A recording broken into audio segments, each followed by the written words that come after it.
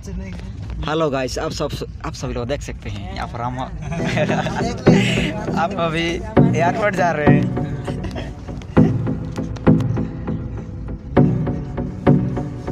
और ये हमारा टीम है, NSS team.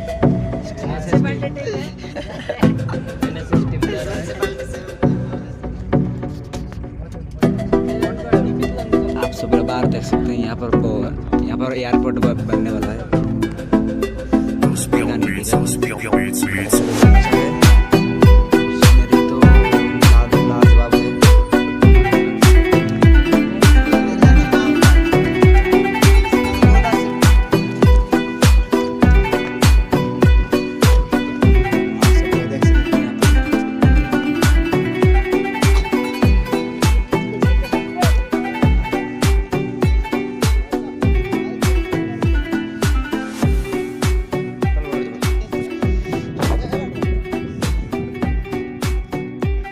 Malkangiri airport.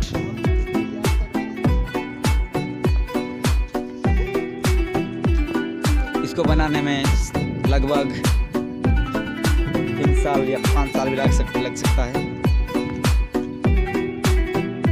Future में हम यहाँ पर आएंगे, लेकिन फ्यूचर में आएंगे, अभी तो शुरू हुआ है।